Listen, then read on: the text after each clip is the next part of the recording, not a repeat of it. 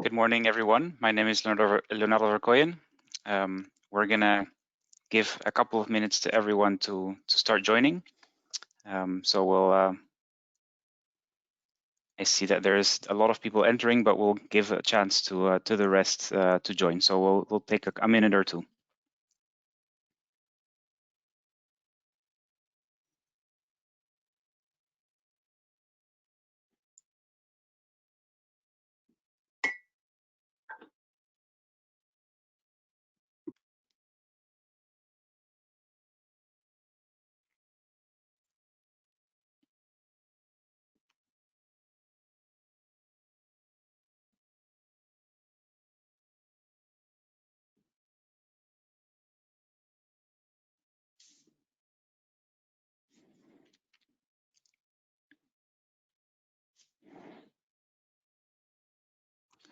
So I think that's a good number. Good morning, everyone. Again, my name is Leonardo Verkoyen. Welcome, and thank you for joining today's webinar on the guidelines for leadership in corporate plastic accounting. Plastic's use has increased 20-fold in the past half-century and is expected to double again in the next 20 years. Plastic pollution is an urgent challenge for our environment, public health, and our transition towards a circular economy. 12 million tons of the nearly 415 million tons of plastic produced per year ends up in the ocean. Action at all levels and across all sectors is needed to meet the scale and pace of the plastic challenge. Plastic reduction, avoidance, and reuse activities and guidelines to ensure real positive impact are an essential part of addressing this challenge. The 3R initiative, Quantis, EA, and South Pole have collaborated over the past year to draft plastic stewardship guidelines, and we're happy to finally be able to share them with you. Next slide, please. So today's agenda, we're going to shortly introduce the guidelines. We're going to also talk about accounting for the plastic footprint, about the mitigation hierarchy and description of the credit mechanism. Then we'll also discuss the plastic stewardship claims, tell you about the next steps, and at the end we have reserved a 20-minute slot for questions and answers. Next slide, please. Joining us today are Grace Blackham from BV Rio and the 3R Initiative, Anna Kunina from Quantis, Patrick Berge from South Pole. Next slide, please. I'd like to remind you about some webinar rules. As attendees, you're all on mute at the moment, but if you do have a comment or question, please use the question function in your control panel. If you have any technical difficulties, please contact us directly. For questions related to the presentations, we would like to refer you to the Q&A at the end of this webinar. We'll make sure that your questions are answered that are posted in the control panel. Additionally, this webinar will be recorded. And last but not least, we're all broadcasting from our home, so please bear with us in case there are any technical hiccups. Next slide, please. I'll pass over now to Grace. Thanks, Leo. So I'm Grace Blackham from BV Rio, and I'm speaking today on behalf of the 3R Initiative. I'm going to give you a very quick introduction to the guidelines, which first involves me giving you some background on the 3R Initiative. Next slide, please. The 3R Initiative was established to facilitate major investment to reduce plastics in the environment. Its members not only want to see corporate leaders commit to reducing their virgin plastic footprint and the plastic waste through their own actions, but they also want to see corporates and brands go a step further and support actions that result in new or scaled up plastic waste collection or recycling outside of their direct footprint and value chain. Together, we are establishing a market mechanism based around plastic crediting to help corporates take full responsibility for their plastic leakage and help them to meet aggressive net zero plastic leakage and net circular plastic commitments. Next slide, please. The 3R Initiative is developing a market-based approach that increases accountability for plastic waste reduction efforts around the world and incentivizes new activities that support the circular economy. This involves the development of 3 solutions, which are, firstly, the guidelines for leadership in corporate plastic accounting. These guidelines will enable companies to validate and communicate leadership efforts in measuring and reducing their plastic footprint, in tackling plastic pollution, and in transitioning towards a circular economy. And these guidelines are the subject of today's webinar. So I'm just going to very quickly go through the other two solutions that the 3R initiative is working on. The second solution is the Plastic Waste Reduction Standard. This is a project impact assessment framework which can be used for accounting and crediting of collected or recycled plastic waste. And the third solution is the Circular Action Hub. This is a transaction platform for plastic credits certified to the plastic standard, as well as providing other funding pathways for the circular economy. Next slide, please. So now to focus on the guidelines for leadership in corporate plastic accounting. The purpose of the guidelines is to provide a framework for emphasising that corporate action is the first job that needs doing to reduce plastic in nature.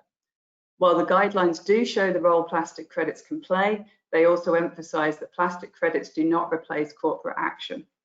The guidelines also codify best practices for responsible plastic stewardship and establish credible plastic waste reduction leadership commitments that can include the use of plastic credits. Next slide, please. So the guidelines set out the following activities. First, the high-level plastic footprint and leakage assessment metrics that should be used to gain an understanding where the most impactful plastic reduction activities can be taken. Next, a mitigation hierarchy to illustrate the priority of each footprint and leakage mitigation strategy, including plastic crediting, in a robust plastic stewardship program. This is the second element of the slide. And finally, the guidelines present plastic waste and circularity leadership commitments that we think are robust and credibly speak to the corporate's achievements. And these activities will be explained in further detail later in the webinar. Next slide, please. The guidelines also emphasise what is required to ensure credible corporate plastic stewardship.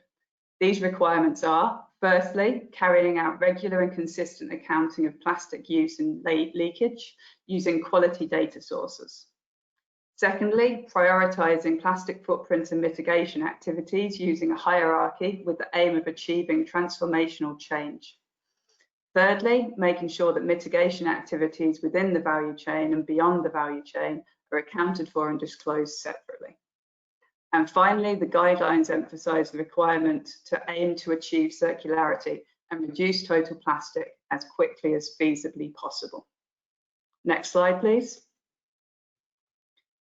So finally, the guidelines help the reader to understand the order of the steps they need to go through, from the initial accounting of plastic use and leakage, through the implementation of mitigation activities, both within and beyond the value chain, all the way through to evaluation and reporting of performance. So that's my very quick overview of the guidelines. Thank you very much for listening. And now I'm going to hand you back to Leo.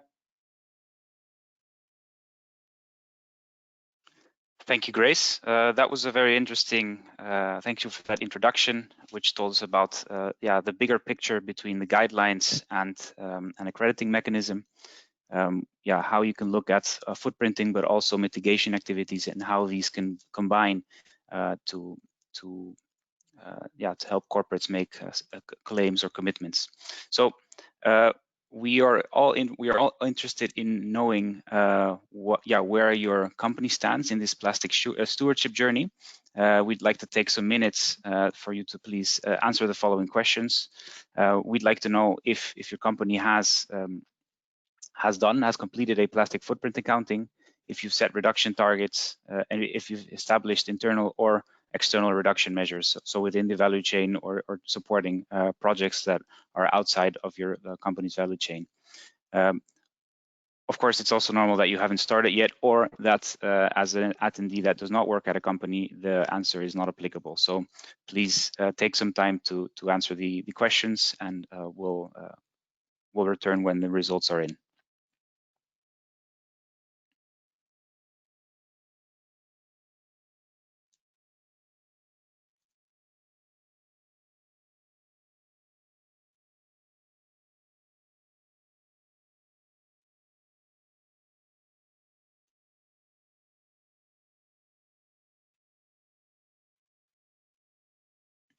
All right, so it looks like the majority hasn't started or is not applicable. So that's all right.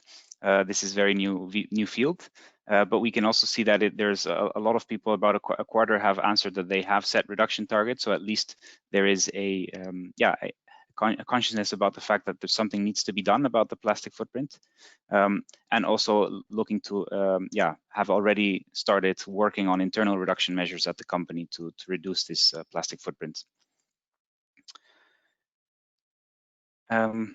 Next slide, please. So I will now hand over to Anna to talk about the accounting of your plastic footprints. Thank you very much, Leo. So I'm Anna Kunina from Quantis, and I'm glad to start with you this journey through the corporate accounting guidelines.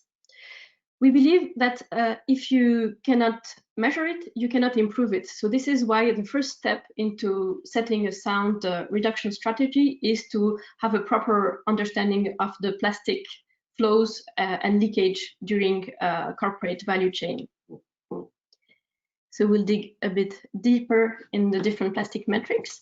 But first of all, what do we mean by plastic metrics?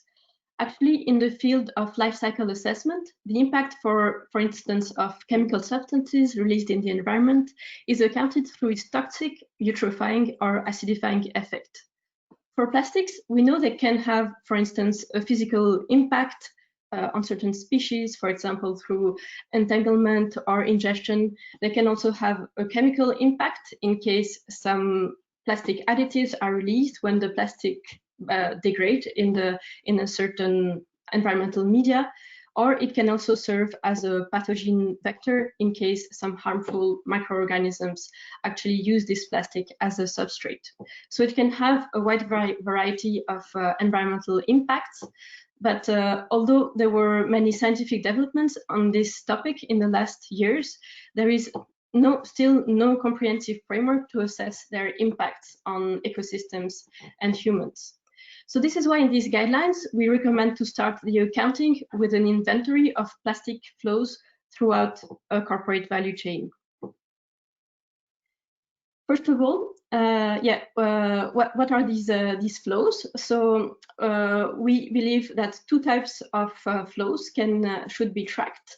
First, the quantity of plastic that is used through value chain, and also the quantity of plastic emitted in the environment at the different stages that are presented here, from pellets production, packaging production, at the farm, at the production sites, at the retail and consumer, end of life, or from tire abrasion during transport.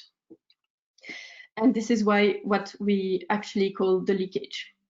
So this figure shows a generic example of these metrics for a company producing beverages. This would look very different for a company from another sector or a retailer. We can see on this figure the different stages during which plastic use and leakage can occur as macro and microplastics. Microplastics are defined as plastics that are less than 5 millimeters. For instance, we can see here that they can be microplastic spills, accidental spills during pellets production, pellets handling and transport. More importantly, then plastic is used during packaging production, for instance, during primary and secondary plastic production. In case there is an agricultural stage in the value chain, there might be the need also to produce plastic bales or mulching plastic or fertilizer and pesticides packaging, for instance. Then there might be an agricultural stage, so some plastics that are used at the farm and potentially leak in the soils, such as mulching plastics, or potentially some fertilizers or pesticide packaging that can be mismanaged. Then on the production side, some microplastic leakage can occur through packaging mismanagement. Same during the retail and consumer use, and then at the end of life, this is actually the plastics that are under focus. So yeah, how do the primary and secondary packagings are managed and whether they leak in the environment, and also whether the product itself, in case it's made of plastic, leaks at the end of life. We shouldn't forget also the potential microplastic leakage from tire abrasion during all the transports occurring during the value chain. We can see also here on this figure the distinction between upstream operational and downstream activities, again in the context of this iced tea producing company. So here, this figure represents a comprehensive view of the different plastic flows in the value chain that allow to better understand what we actually want to study. So we don't want to scare you and don't want to imply that all of these should systematically be addressed in your corporate accounting. And this is why in the corporate accounting guidelines, we came up with this tiered approach. Altogether, these three categories cover a complete plastic footprint, but we distinguished them in these different categories. So the tier 1 corresponds to mandatory metrics that will be used for the reporting and are related to the claims that Grace introduced earlier on. And they focus actually on downstream activities, so all plastics that are used and potentially leak during the retailer and post-consumer stages. Then we have the tier 2 metrics that are optional and that include a much wider variety of plastic flows. They also account for upstream and operational activities, as well as microplastics, as well as other metrics such as material circularity index or other qualitative claims. And finally, we have the tier 3 metrics that cannot be assessed yet, but we still wanted to make sure to include them in our framework so that when the methodologies are mature enough to be applied, that we make sure that the metrics to track the degradation of plastics throughout time, as well as the impact of plastic leakage, are well assessed in this kind of reporting. So how would a tier 1 metric assessment look like? This actually here there is a sneak peek of the results for this same fictive company distributing iced tea PET bottles in the US and in China. It starts with an assessment at year X here, where we see the downstream plastic use as well as the share of recycled content that should be known. On the other hand, we see the treatment and leakage of waste that should also be monitored for the different distribution geographies. So this data would ultimately allow us to monitor the reduction of plastic use and leakage over a year. As we can see here in year Y, we can see that several mitigation activities have been set, and we see a significant decrease in the plastic use and the plastic leakage, which shows that these mitigation activities have been very, very efficient. And this actually leads us to the question of data and how important is data in this kind of assessment. This type of assessment relies on two types of data. On one hand, we have primary data that is provided by the company. For instance, the plastic use, the plastic waste, or the different polymers that are used, the different distribution geographies. And on the second hand, we have the secondary data, which is the generic data which serves for the calculation of the leakage, for instance. And one of the critical points is the waste management data in different countries. So this has a very high influence on the leakage result and potentially can be quite uncertain depending on the database that is used. We have several sources available which have different limitations. One of the most commonly used is the World Bank database, which is very comprehensive because it describes plastic waste management in all countries. But on the other hand, it's not originally specific for plastic as it corresponds to a measure of municipal waste treatment. And another limitation is that, yeah, for sure, it's not polymer specific, and it also doesn't include the import and export of plastics. We have also more recently developed data, and here I wanted to bring this example of data developed as a test for the National Guidance for Plastic Pollution Hotspotting, released earlier on this year by the UNEP. And there was a pilot tasting through a project led by UNEP and IUCN in 7 countries, where the very detailed plastic waste management data has been developed. It has been developed on a national scale, and it is polymer specific. It also includes the contribution of the informal sector, which is well depicted. But on the other hand, this is limited to 7 countries, so it doesn't have a global coverage. So we're dealing now with different databases, and hopefully in the coming years, the reliability of this waste management data will be improved to better support this kind of assessment. So I hope this overview of the plastic metrics could bring some light on what exists and the metrics that should be covered in a first assessment. I now hand over back to Leo for the next poll. Thank you, Anna.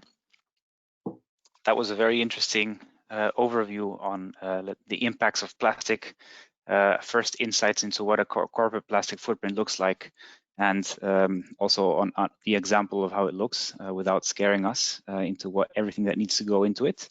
And finally, I couldn't agree more. You cannot improve what you cannot measure, so the importance of data is crucial. So I'd like to understand from everyone else, moving to the next slide, please, what kind of metrics everyone is tracking. So as I mentioned, that you can start with the mass of plastic, so plastic use. Are you tracking what kind of recycled content is in your products? How much waste is being leaked? How much of the plastic waste is recycled?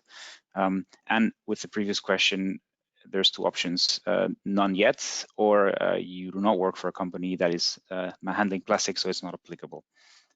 So please take some minutes to reflect and to share what kind of plastic metrics you are currently tracking.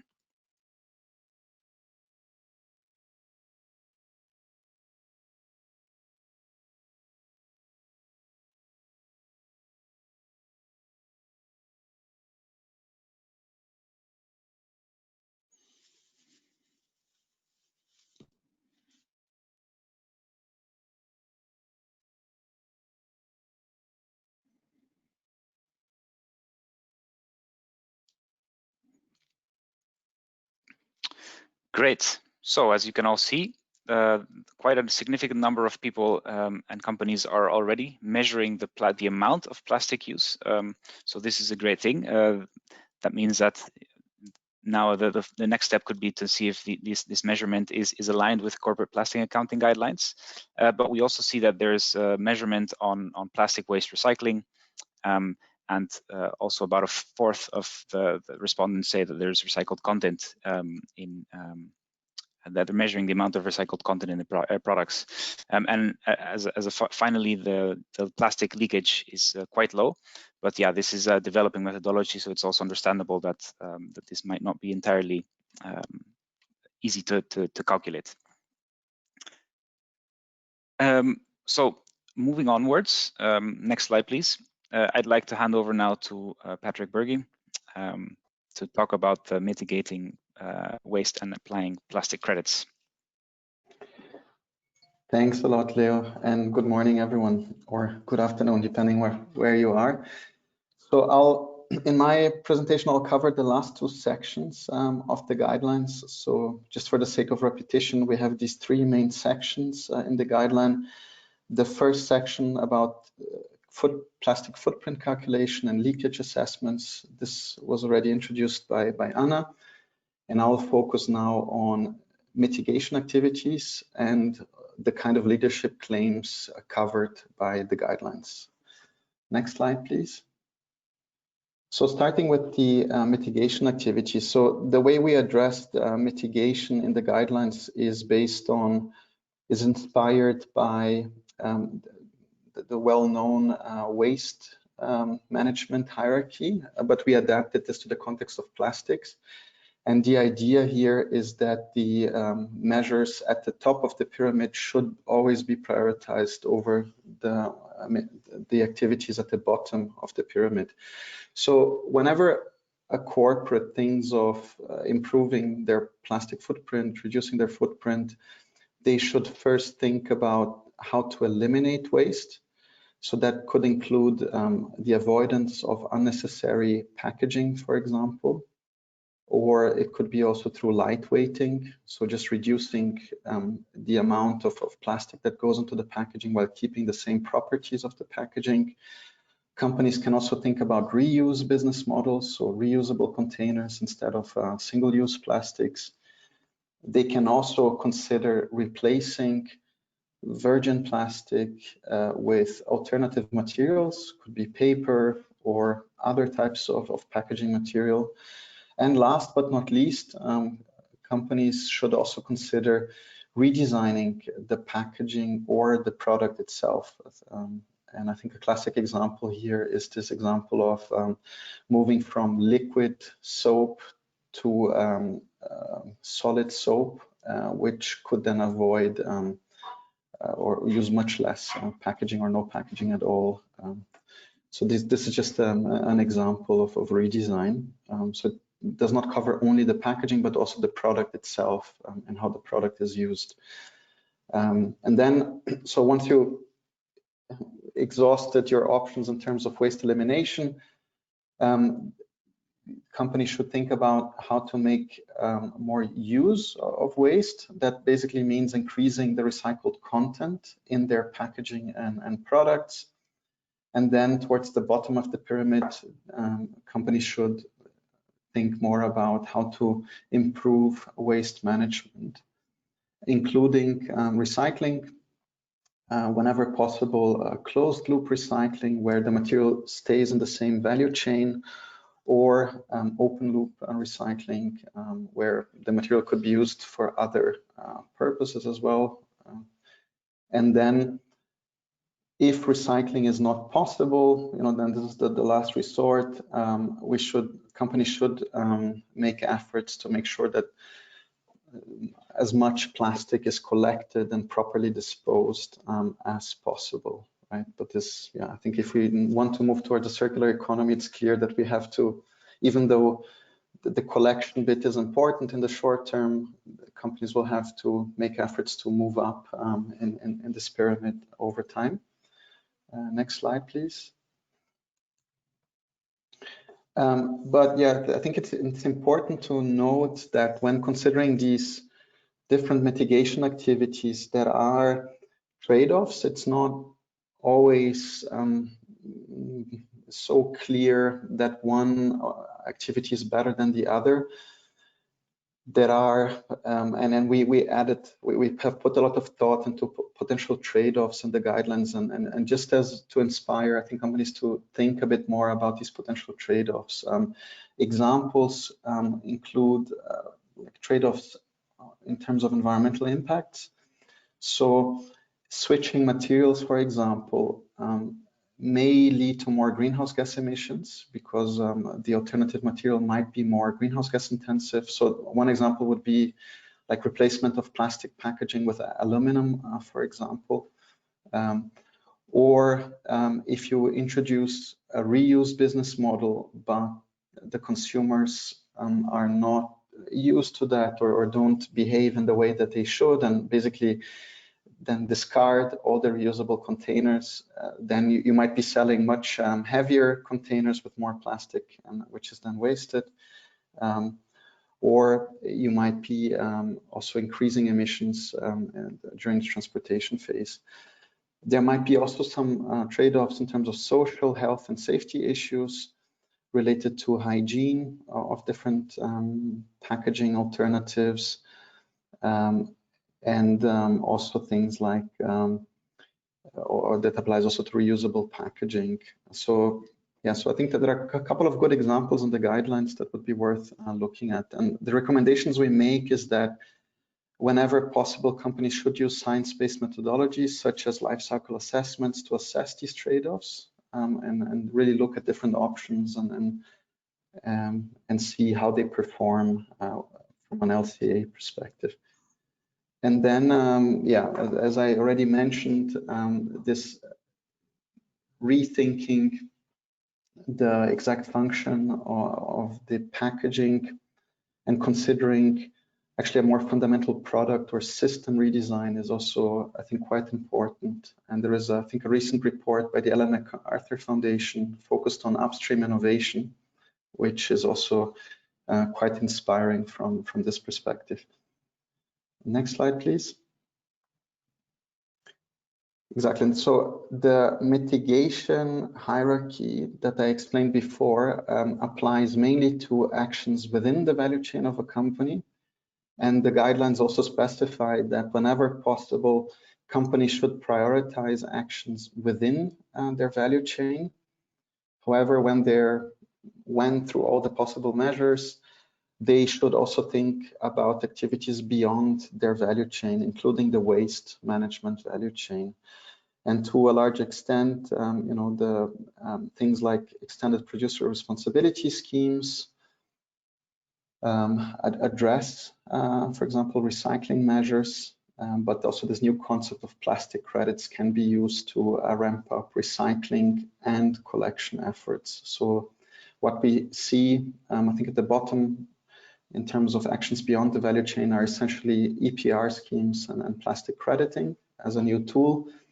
And it's also important to note at the top of the pyramid, even though the crediting mechanism is prioritizing credits to collect and recycle plastic in the short term, we are also working on a concept to credit the avoidance of plastics related to the measures in the top of the pyramid.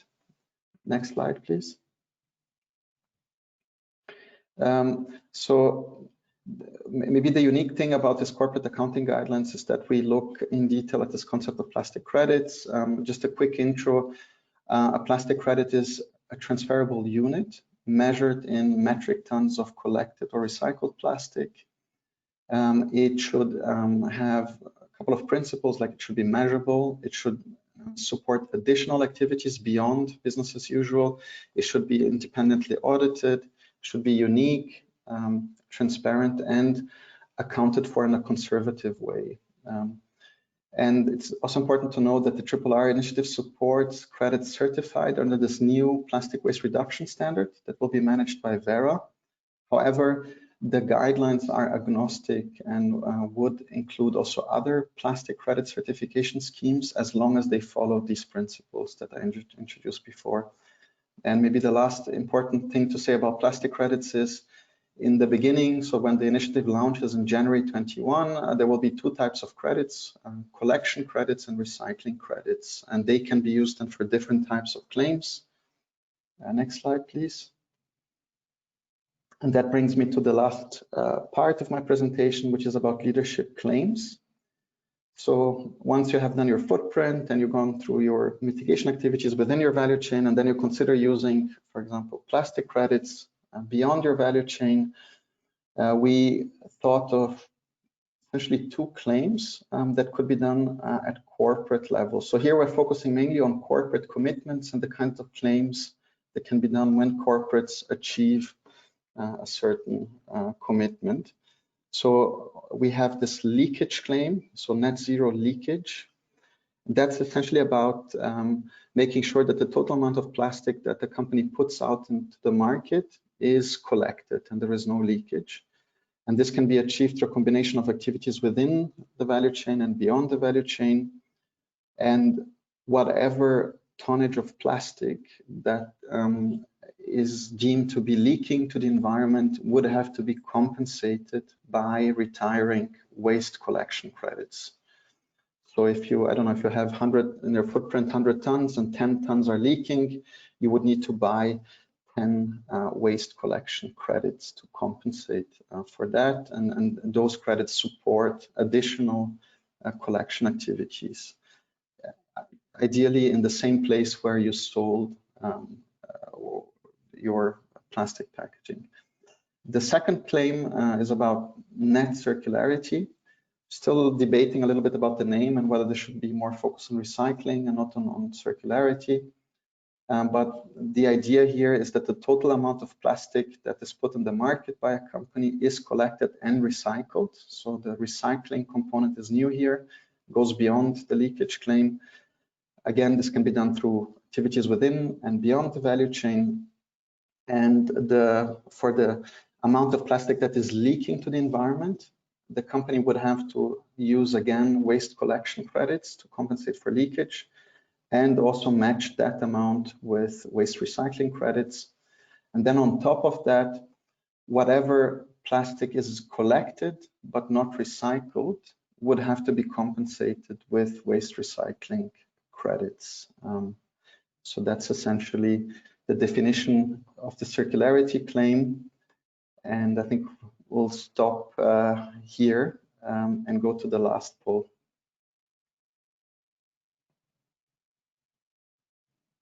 Thanks, Patrick. That was a great oversight on what type of mitigation activities companies can do, as well as the type of claims that companies can and want to consider.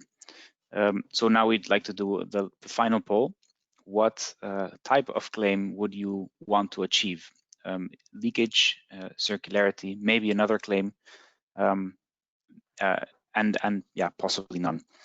If it's completely outside of your sphere of action. So we'll take some minutes to take the questions and get back to you in a minute.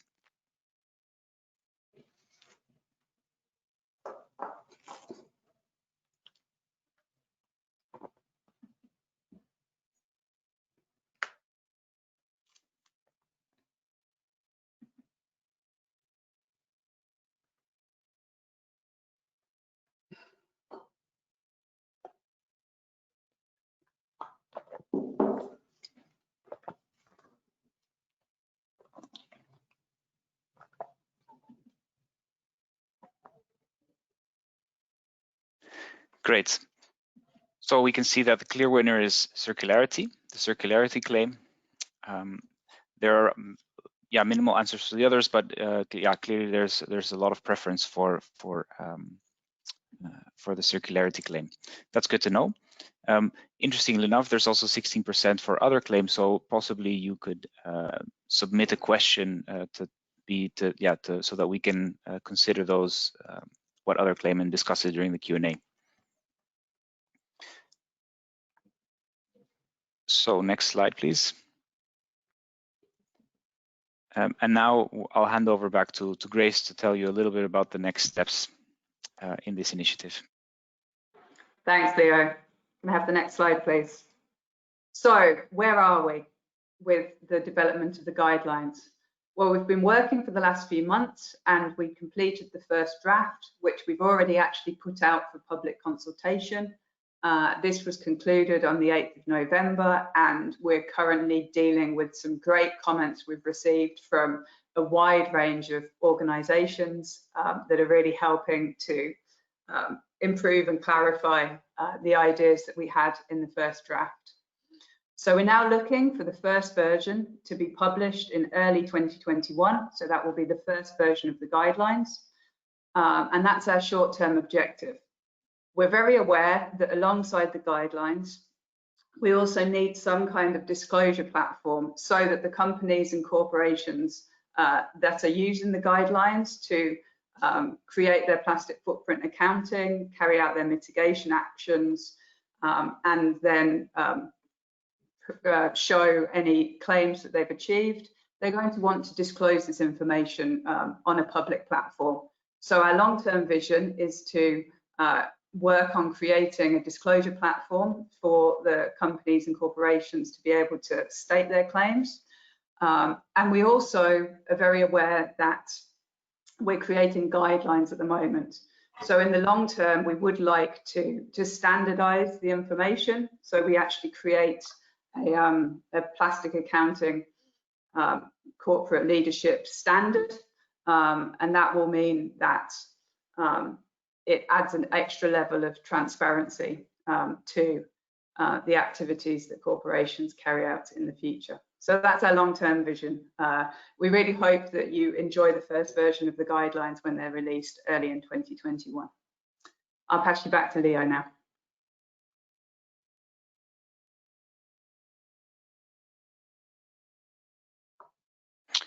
Thank you, Grace, and thank you everyone for your presentations. We will now take a number of questions that have been submitted that have been submitted. So we'd like to start with the first one. There was a question on how would plastic leaks be assessed? What are the available sources? So I think this is a question for Anna. Thank you, Leo. So the plastic leakage, as we presented here for the tier 1 metric, metrics would be focused on the macroplastics that leak at the end of life. And here to assess that, well, several sources are available. We can redirect you towards the plastic leak project methodology, which describe in the detail all the calculation steps from the moment where the packaging is disposed and what are the background data that needs to be used to be able to assess whether it's well managed or mismanaged, and in case it's mismanaged, whether it ultimately leaks in the environment, or maybe if it has a high residual value, it can be brought back to a proper waste management system, for example, through informal collection. So there are several calculation steps that are detailed in this methodology. Other sources are also available, like the resource tool developed by WWF. And then for tier 2 metrics, we enter then in different calculations, for instance, for microplastic leakage, and for other metrics such as the material circularity index. So in these guidelines, we want to be very general and just to direct the reader through the resources that are existing without recommending one above another. So in the guidelines, you will see different examples of methodologies and background data that you can use to be able to perform this accounting. Great, thanks, Anna. Yeah, thanks. So we have another question, and this one I think is for Patrick. Does that mean that 1 kilogram of plastic can be claimed twice, once for leakage, once for circularity? Can you repeat the question? Yeah, so I think this was a question made during your presentation on claims, and especially the circularity claim. So does that mean that 1 kilogram of plastic can be claimed twice? So once for leakage, once for circularity. I think there is, maybe you can give a little bit more insight into the circularity claim, because that included 2 types of credits. Yes, so so I think that when thinking about how to credit activities that collect and recycle plastic, then it could be the case that the same ton of plastic receives the 2 credits. So just to give an example, if you had plastic that was mismanaged in your baselines, let's say it was being illegally dumped, and the project activity that you have would make sure that that plastic is collected. So by doing that, you would be able to earn a collection credit for every ton that is collected. And if in addition to that, you make sure that that very same ton of plastic that you collected is also recycled, then you would also be able to claim a recycling credit for the very same ton. In practice, we would anticipate that the amount that is collected, because there will be some depending on the type of collection activity, there could be some contaminated plastics in there. There could be maybe multi-layer packaging that is very difficult to recycle that would need to be disposed otherwise. So it could also, I think it's more realistic that, I don't know, if you collect, for example, 100 tons of plastic, then 80% or 70% of that can be recycled, and then we would be able to claim only the fraction that was recycled. So it would not be 1-to-1, but yeah, so we would distinguish always on the project activity level what was collected and what was recycled. I hope that answers the question, but this is just one example. There can be also activities that just collect, and if there is no, for example, recycling infrastructure in a country, it could go to a proper disposal in the short term, and then you get only the collection credit. And there could be also activities, for example, in the developed world, in Europe, where collection systems are quite advanced, but we need to scale up recycling. And then these type of activities would then only be able to claim recycling because collection is already happening in the baseline. Yeah. Thanks, Patrick. So I'll move on to the next question. How, and you can decide who takes it. How do we ensure that companies that go for plastic credits, for example, leakage claim, are committed to collect the same volume or value of plastic packaging? Companies or brands that use low-value packaging, such as sachets, should collect the same amount of sachets that have been placed in the market. Mm-hmm. So maybe Patrick or Anna? Yeah, it relates again to the claims. I can start, and then Anna, you feel free to complement or Grace. But the guidelines are very specific about this. So we want, in terms of best practices, what the guidelines suggest is that you should match the region and the type of packaging.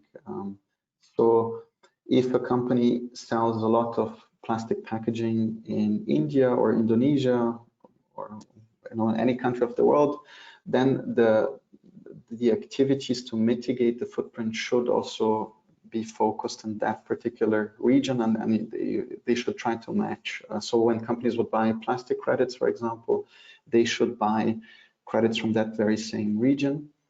And the other important consideration is companies should also match the packaging type. And that's to avoid exactly what was mentioned in the question. So if a company sells a lot of low-value plastics and wants to claim circularity and would then buy recycling credits from PET, for example, that obviously wouldn't work, right? So we would encourage companies to match the credit types originating from the same type of plastic packaging, and the units of each credit will actually it will be visible on the credits what the type of packaging is actually behind each credit, so you can make a very transparent accounting at the end of the day. One concern that we have is that in the short term, because the whole mechanism is just starting, there might be limited supply of credits in the beginning, and we wouldn't want to, if a company wants to take action, we need to enable some flexibility in the beginning. However, I think over time, as the supply grows, I think it will become stricter that there is this matching by region and packaging type. So thanks a lot, Patrick. If I can complement, yeah, we have this suggestion of matching the polymer type and the geography, and we also introduce the inequivalency scheme, where actually we would then put some weights on some geographies and polymers. And in the in the public consultation, we received a lot of feedback about this scheme that we're currently integrating. So yeah, it's actually a key question whether we want to be very strict about this this matching, or if we think this constraint would be maybe too hard and would limit the amount of products that would take place to generate credits, and we introduce this equivalency scheme. So it's still something that that we need to define, and then whether if we introduce an equivalency scheme, if it should be a separate document that presents a very detailed methodology. So we'll inform you when we release the final version of the guidelines early next year. Thanks, Anna. So there's another question. When do you expect the first credits to be available on the market? If not in 2021, should a company still start its stewardship journey, even if it won't be able to make claims yet, as it would need to rely on credits in the short term? And I think this is one for Grace. Yeah, thanks for the question, Leo. I think that's a great question. So the 3R initiative is planning on launching the plastic standard that's been developed by Vera early in 2021.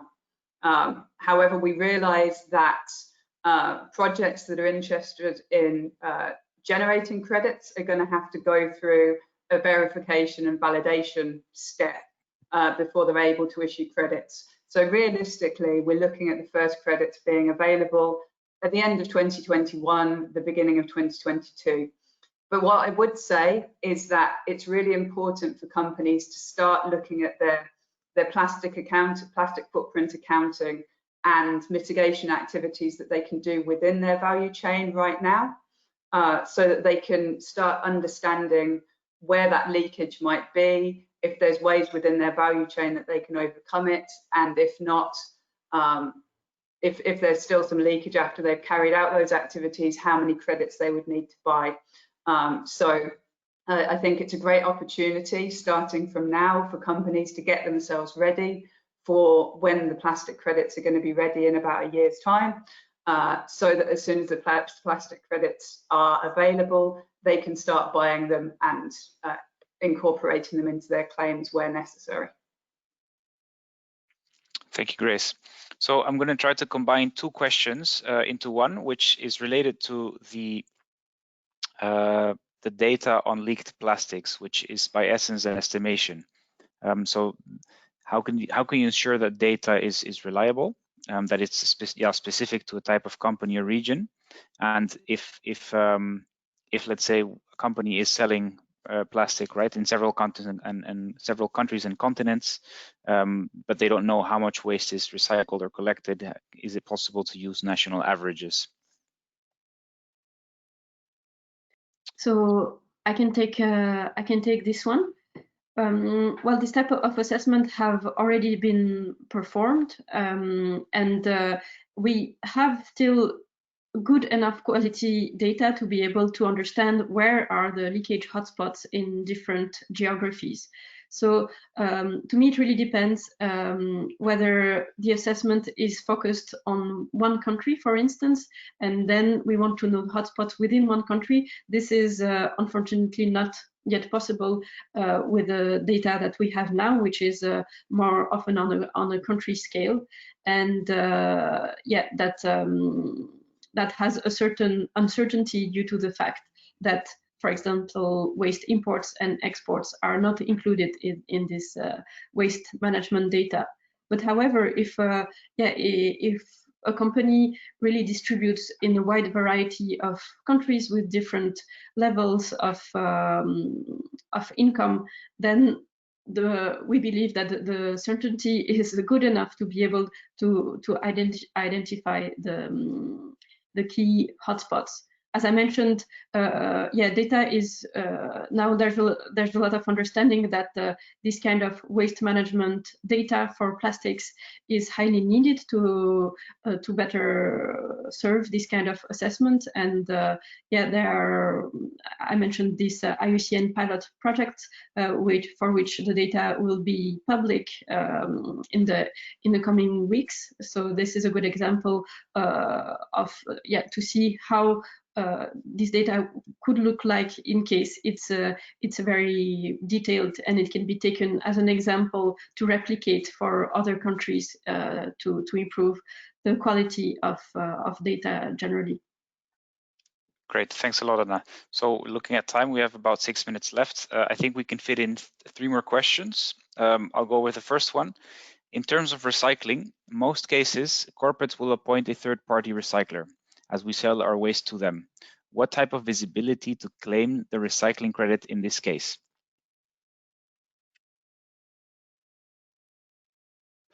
We can try to answer that one. So the question was about what type of visibility?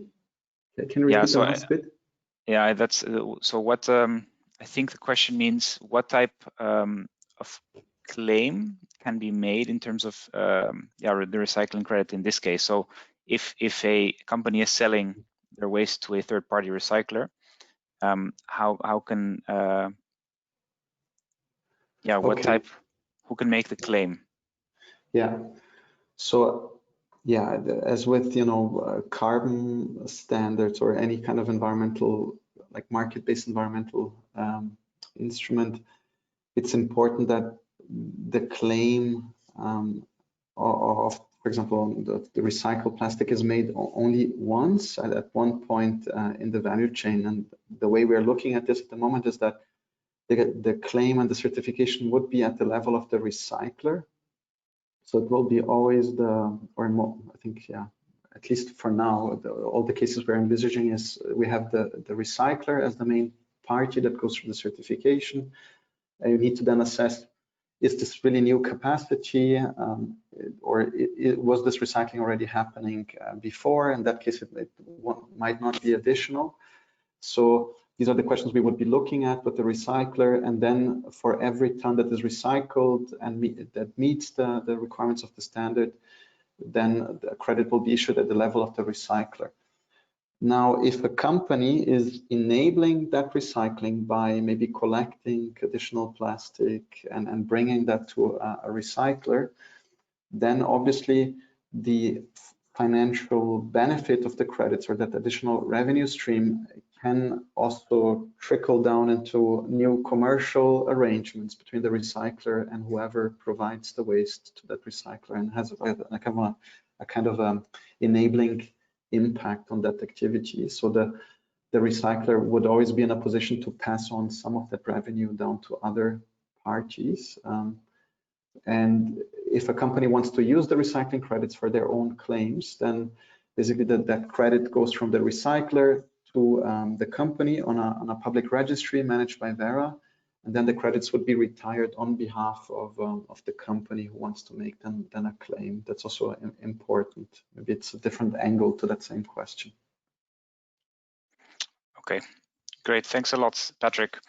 I see that we are almost at the time, so I think one more question shortly. Guidelines talk about target setting as a part of internal actions. How does a corporate ensure setting an ambitious target in the absence of science-based targets or international reports such as IPCC, as seen for the GHG claims?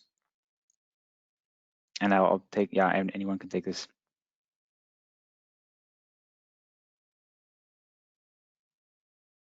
Any volunteers?